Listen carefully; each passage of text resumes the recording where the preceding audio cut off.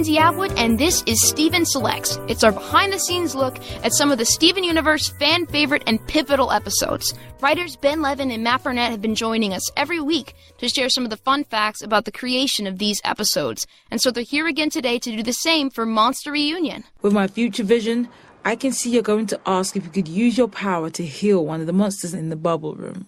Can you see if I'll get you to change your mind? We also have Storyboard Supervisor Hilary Florido jumping in later to answer some of the great questions that you guys have been submitting to my Twitter, @MKAtwood, and to the official Cartoon Network Twitter. So, let's get into Monster Reunion with Matt and Ben. Thank you guys so much for coming back. Yeah, thanks for having us. Cool, yeah. So first off, I wanted to ask about how the episode changed from conception to the final product we all watched. I think there were like two major ways in which it changed. The first was like right up top that the episode began with like Steven making a comic, which kind of like set up the drawing that comes later in the episode. It was just a funny gag where he's like, I'm not doing like fantasy stuff, I'm doing slice of life. But his like slice of life comic still had like giant green monsters in it because that's what he does in his everyday life. Right. But then he gets like a paper cut and he's like, ow, and he sucks his finger because it hurts, and when he pulls his finger out, it's like sparkling and it's been healed. And that was going to set up like, oh, my powers are back. But it got changed to that MC Bear gag where he like heals the toy when it gets ripped. My healing spit is back. I fixed a rip on MC Bear. Here, I'll show you. And then it also, there's just other stuff in the episode, like the gems did, I think, a lot more exposition and explaining about like what corruption is and what happened to Centipeetle. They did it at the top of the episode after they unbubble Centipeetle and they realized, oh, she's not fully healed. There was like an idea that the gems would basically just kind of lay out a large part of the story that then like Centipeetle later retells, and we like walked it back because it's like we don't need to hear it twice, and it's just more powerful and interesting coming from Centipeetle in that drawing sequence, and still leaves some of the mystery there that I think we wanted to continue moving forward. Yeah, I think another thing that's sort of, I wouldn't say if it was in the outline, but a concept for this episode that we had was that Centipeetle's experience of time. Originally, there was this idea that when Centipeetle wants to rush to the dropships, that she sort of thinks that she's, that the attack that hurt her had just happened, and that she was like, oh no, I might be missing this ship. Right, or she's still under the impression that, oh, they issued the order to evacuate. I got separated from my friends. I need to evacuate. I need to. She's like almost just thrown back into that moment. Yeah, and so that's what's pushing her to go to that area. But then I think through the episode it just got simplified to, it's just like, my friends, what happened to my friends, where are they, I need to see them. But that was in our minds as for what was going on with her, and sort of not really knowing where she was as far as the thousands of years that transpired. So you just sort of get reset to that moment, like a Groundhog Day type situation. Yeah, I think that when gems are bubbled and then they freshly pop out, like they've been put in stasis and they're popping out, thinking that they're popping out just at the moment they were bubbled. And with the corrupted gems, we're kind of like resetting them to that moment every time they get bubbled. So I think that was what we were thinking. But yeah, it's just, it's a little complicated of an idea that is made even more complicated by the fact that we're not allowing her to speak at all in this episode. So it it got reduced and simplified to just the emotion, Yeah, which is all you really carries need. it. Yeah. Of course, yeah. But what was the decision that you guys made to wipe the memory for corrupted gems? Like from when we last saw her with the Japs and everything in season 1, why did you guys decide narratively to do that? I think it was partially to function to serve that idea that we kind of didn't do, of that like, oh, she's confused about what time she's in. Because if she can remember that she hung out with Steven before, then it would be a harder sell that all of a sudden she thinks she's thousands of years in the past. So I think that might have been one of the reasons we reset her. But yeah, overall, I think that monsters, the more corrupted you are, because it's affecting your mind, the less you really know of who you were and what you were, what you were doing. So I think we were just playing off of that, because I think that with the monsters in the beginning of the show, you just think they're monsters. You don't know what they are. Once you learn that they're gems, it contextualizes them fighting our gems fighting the monsters differently. You feel more sympathy for them. So I think the more that they are, the less they feel sentient, and less they feel in control, that it'd be better for them to be in this bubble, I think the better. So that's kind of like why they can't really remember stuff, and why when Steven unbubbles Centipeetle, but she can't talk, and they're like, let's just put her back, Amethyst feels like they feel bad about it, because they're like, she's kind of there. Like, I don't want to. They feel bad. They don't want to hurt someone that is aware. And Centipeetle's more aware now. Amethyst. Sure. I'll poof her. Yeah, that was kind of a heartbreaking moment when they shielded his eyes and everything, and you were like, are they really about to do this? Like, dang.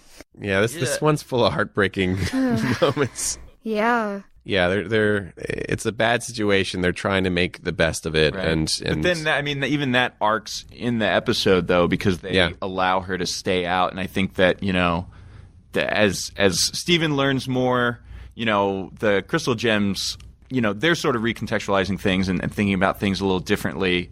So this flat statement of like, all corrupted gems, we got to contain them. I think maybe they're starting to think about things a little differently, because Steven's helping show them a way to think about them differently, about healing them and showing them that there really are gems. They know it in theory, but like showing it to you that like there really is a person inside of here makes them kind of change their attitude and soften a little bit.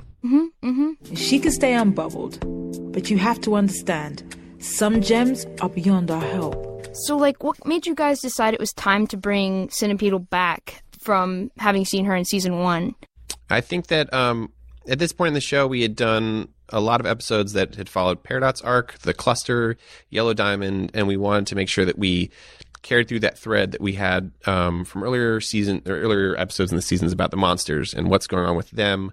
Make sure that stayed alive as an overarching thread through the show of like, there are these other gems, they were corrupted. They, what can they do about this problem? What can our gems do? Yeah. Yeah, and so like, I think we're always like, as we write the show, we're constantly sort of juggling these different ideas, because there's a lot of concepts that are around. There's like, there's Steven, there's human side, the gems arcs, and this like story of the Rose and the war and what happened. So we're kind of always trying to balance those themes and not let it become about one thing too much.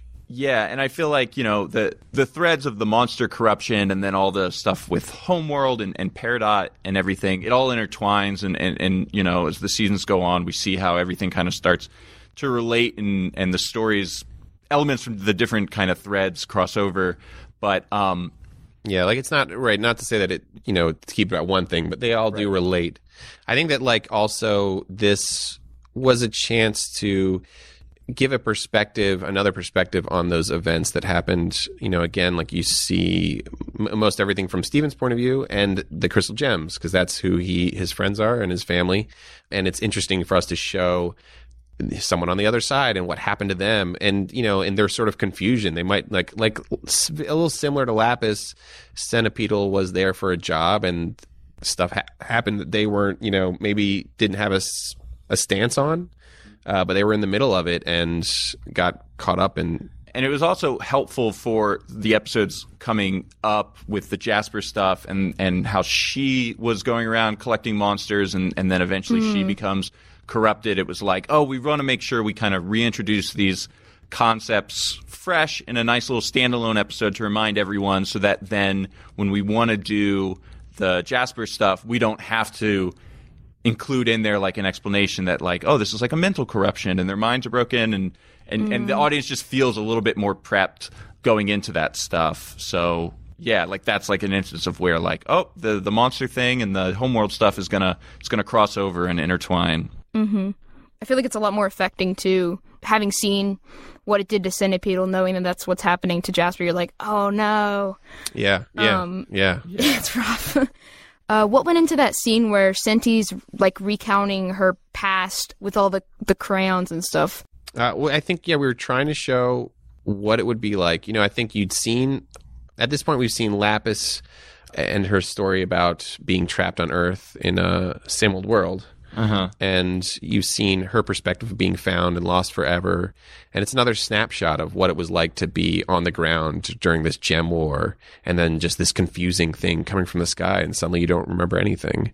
That's what we wanted to convey. and we just had to find a way simply to do it through drawings. We'll just talk through the language of art. You know, I think that the approach of this episode was is sort of like a Flowers for Algernon type story. And we were trying to... Yeah.